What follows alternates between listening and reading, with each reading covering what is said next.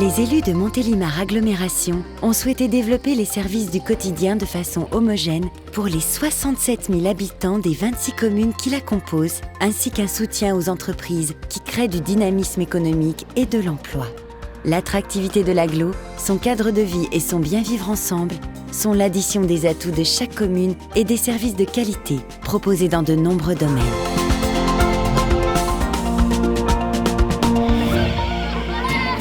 La culture favorise les échanges entre les habitants. Les rencontres culturelles itinérances ont séduit près de 4000 personnes en proposant 35 rendez-vous très variés sur le territoire. Une conférence de Pierre Boncompin, les images commencent à naître. Un concert à Allan, un atelier d'enluminure à Rochefort-en-Valdaine, un défilé cosmique à Marsanne et une parade à Saint-Marcel en sont quelques exemples. La médiathèque bichonne ses plus jeunes usagers. Plus lumineux, plus confortable, mieux agencé, l'espace jeunesse de la médiathèque de Montélimar s'est refait une beauté. Peinture, sol, mobilier, tout a été changé. Chaque année, une exposition exceptionnelle est proposée au Musée d'art contemporain Saint-Martin et au Château des Adhémars. C'est le célèbre César, entouré d'autres artistes, qui était mis à l'honneur. L'exposition a été complétée dans Montélimar par les œuvres géantes de Lilian Bourgeat. Et en bas de chez nous, qu'est-ce qu'il y a ? L'agglo est un lieu fertile pour les événements qui animent le territoire. Très tôt, donc La 9e édition du The Festival à Marsanne a battu tous les records, avec près de 2500 spectateurs. Le festival de l'écrit à l'écran, 8e du nom, est devenu un incontournable des rendez-vous cinéma, proposant une multitude d'animations. La 24e édition des cafés littéraires a, quant à elle, transformé le territoire en librairie géante. faire attention, assurer, faire attention. Enfin, les tréteaux du théâtre Le Fenouillet à Saint-Gervais est parti en tournée estivale avec un Don Juan pour le moins décalé. En juillet, 29 000 spectateurs ont profité des concerts du Montélimar Agglo Festival. Le stade Tropenat a offert des concerts inoubliables de Patrick Bruel,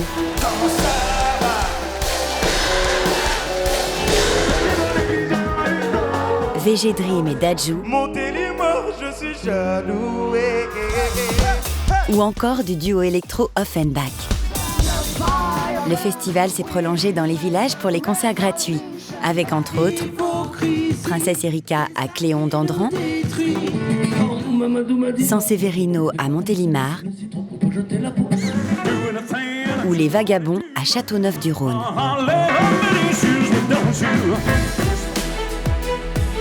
En parallèle des animations, l'agglo mène un grand projet de réhabilitation du théâtre. Ce bâtiment, incontournable du patrimoine, va retrouver son rôle de haut lieu du spectacle dont il reçut la vocation en 1885. Les grands travaux réalisés jusqu'à maintenant ont consisté à démanteler tout l'intérieur vétuste pour y refaire un hall d'accueil plus agréable et adapté, ainsi que des gradins plus confortables de 454 places, doublant ainsi sa capacité initiale tout en conservant l'esprit d'un théâtre à l'italienne. De plus, une extension a été réalisée à l'arrière du bâtiment. Ces 130 mètres carrés supplémentaires sont répartis sur 5 niveaux, dont un sous-sol dédié au stockage et un quai de déchargement.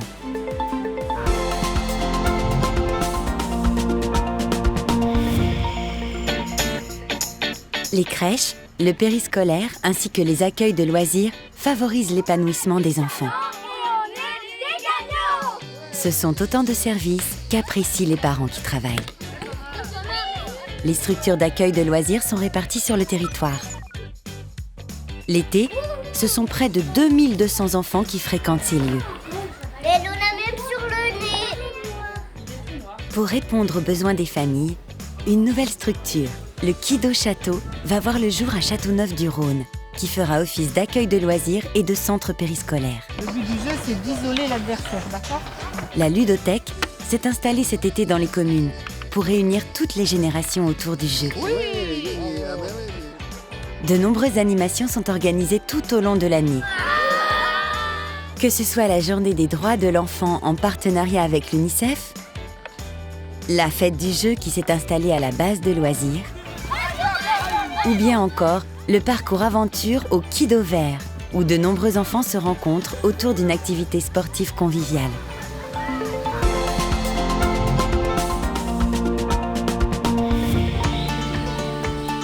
Sport et convivialité, ce sont les maîtres mots des animations et projets dans le domaine du sport-loisir. La 10e édition Corima Drôme Provençal a réuni plus de 1800 amoureux de la Petite Reine qui ont découvert sur plusieurs parcours les magnifiques paysages de notre territoire. Les 10 ans de la Corima, il fallait que ça se fête. Alors, il y a un peu de vent, mais il y a le beau temps. Et puis, les organisateurs ont encore fait des choses d'une manière magnifique. Malgré le vent, une trentaine de cyclistes ont participé à l'Aglo VTT qui s'est déroulé cette année sur la commune de Charolles. Une vingtaine de personnes ont quant à eux apprécié, malgré la pluie, l'Aglo découverte, la rando guidée et parcouru le village de Marsanne et ses alentours. L'événement majeur de 2019 restera la réouverture de la base de loisirs à Montélimar. De nombreuses familles sont venues profiter de tous les nouveaux aménagements et services. Restaurant guinguette, navettes électriques, glaciers, plages surveillées, jeux, aires de fitness et aucune voiture sur le site pour retrouver une ambiance sereine. La nouvelle version de la base de loisirs intercommunale a fait l'unanimité.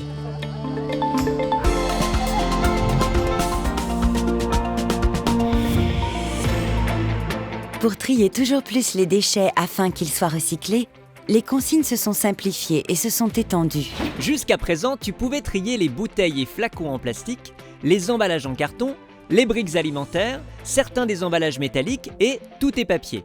Fait nouveau, désormais tu peux trier tous les emballages en plastique et métalliques sans exception. Dans le domaine du transport, 5 nouveaux Montélibus roulant au gaz naturel ont été mis en service, associés à un nouveau réseau repensé et amélioré. Les bus se présentent plus que jamais comme une alternative à la voiture, en étant plus économiques, écologiques et pratiques.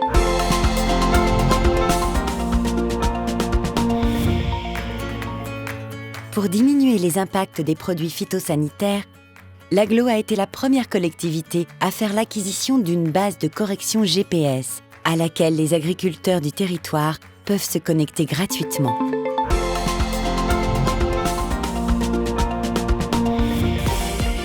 Montélimar Agglomération a fait du développement économique une priorité. De grandes entreprises s'installent et restent, preuve du dynamisme et de l'attractivité du territoire. En complément, afin de soutenir les commerces dans les villages, l'Aglo a mis en place un FISAC, rencontre avec 3 bénéficiaires. Je suis Stéphane Poudrel, j'exerce la restauration automobile et de compétition. Je suis installé à la Bâtie-Roland. Cyril Hugues, je suis le gérant de ce magasin. Le magasin s'appelle Au Petit Potager. Il est situé sur la commune de Charolles. Éric Arnaud, l'établissement c'est les aubergistes. On est à Marsanne. Les travaux qui ont été financés par le FISAC correspondent à l'achat et l'installation d'un portail et une installation électrique dans les normes. Ça nous a permis de faire les investissements à la fois sur tout le mobilier de caisse, sur du rayonnage, une banque réfrigérée qui nous a permis de développer la gamme, du stockage en réserve. Sans l'aide du FISAC, on n'aurait pas réalisé la totalité de ces investissements-là cette année. La finalité des travaux, c'est qu'on avait des petits soucis d'infiltration d'eau, notamment avec les grosses pluies, ou les petites pluies d'ailleurs. On fait à la fois le sol de la terrasse et le toit de la véranda qui est aussi le problème. Les communes du territoire abritent des entreprises qui développent un savoir-faire et exportent leurs produits nationalement. Ainsi, l'entreprise Rue Mouffetard a créé à Porte-en-Valdaine toute une gamme d'accessoires de mode autour d'un produit phare, le nœud papillon. Allons à la rencontre de Sandra et Mallory. La marque Rue Mouffetard est spécialisée dans les accessoires de prêt-à-porter. On offre des accessoires pour toute la famille. Les produits Rue Mouffetard, ce sont des accessoires qui sont made in France, même plus particulièrement fabriqués dans le nord de la Drôme. Nos collections sont à 80% bio, fait en tissu Octex. On produit environ 700 pièces par an, mélanger les nœuds papes, les bretelles, etc. Et puis après, on est revendu de différentes façons. On a des revendeurs, on en a 25 en France, principalement sur le Rhône-Alpes, et puis on commence à aller un petit peu plus loin avec Nantes, Perpignan, Cambrai. On a aussi la vente en ligne avec le site internet. Montélimar Agglomération encourage les créateurs d'entreprises, mais soutient également les demandeurs d'emploi en proposant 3 rendez-vous. le forum Alternance et formation, puis le forum de l'emploi et enfin le forum des jobs saisonniers. Ce salon est un incontournable pour nous. Ça nous permet en fait de pouvoir avoir de la ressource en personnel pour la période estivale. C'est la 3e année que nous sommes présents sur le salon et c'est très pratique pour recruter notre équipe de jeunes. Ça nous permet de découvrir un nouveau secteur d'activité qu'on n'a pas l'occasion de fréquenter tous les jours. C'est vrai que c'est assez diversifié cette année, c'est intéressant. Des rendez-vous à l'attention des dirigeants d'entreprise permettent tout au long de l'année de garder le contact et d'échanger pour créer un véritable partenariat. La Paella des entreprises, en juin, qui réunit les entreprises locales. Le développement économique, c'est le dynamisme de notre territoire. Ou encore le petit déjeuner des entreprises en décembre. Cette confiance. L'accueil des nouvelles entreprises permet de mettre en valeur les entreprises qui se sont créées sur le territoire. 343 entreprises se sont implantées en un an. Iliestrina, nouveau boulanger sur la Coucourde. Nous avons repris l'entreprise le 11 avril. Boulangerie en cœur de village basée sur la National 7. Alors à l'heure d'aujourd'hui, on a embauché 2 personnes. Une vendeuse à mi-temps pour cet été et là qui va passer à plein temps.